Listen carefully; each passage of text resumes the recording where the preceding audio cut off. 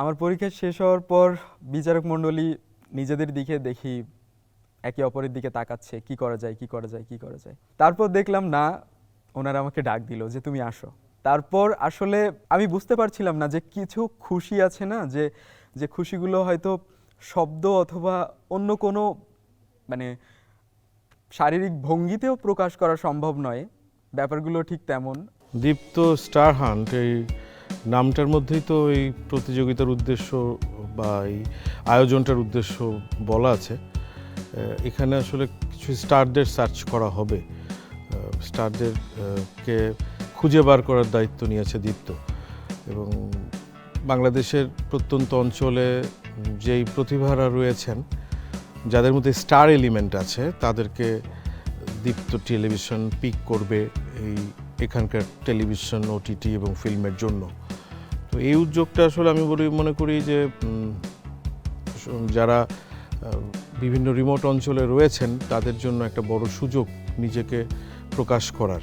Green card পাওয়ার পরের দিন এখানে আসলাম এবং অনেকটা টেনশনেই ছিলাম যে এতদূর পর্যন্ত আসতে পেরেছি। 5টা মনোলগ আছে, এগুলোর মধ্যে যে কোনো 2টা আপনাকে পারফর্ম করতে হবে। পড়ে দেখলাম দুঃখ ছিল, রাগ ছিল, ভালোবাসা ছিল, আত্মবিশ্বাস ছিল এবং হাস্যরস ছিল।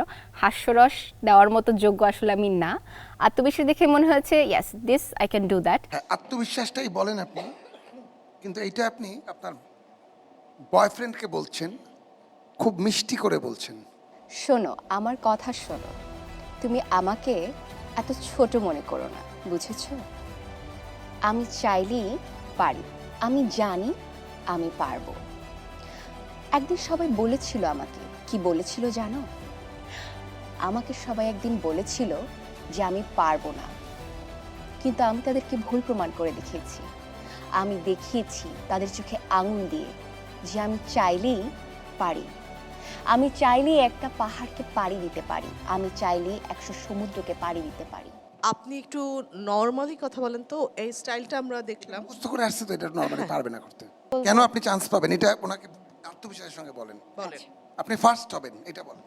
আমি দীপ্ত স্টার হান্টের স্টার হওয়ার যোগ্য, তার কারণ এটা আমার বিশ্বাস আমার প্রতি যে একজন স্টার হতে গেলে একটা মানুষের মধ্যে যে যে গুণাবলী থাকা প্রয়োজন সেটা আমার মধ্যে আছে।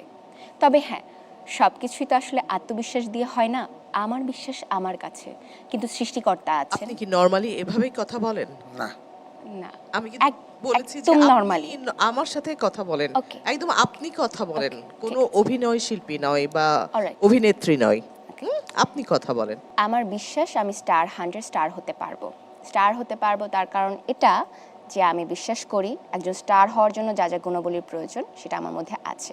এটা আমার বিশ্বাস আমার প্রতি। আপনি আর কি কি পারেন? আপনার মানে যোগ্যতা কি আছে? আপনি নাচ, গান, কৌতুক অভিনয়, মূকাভিনয় কি পারেন? মানে আনকমন কি পারেন?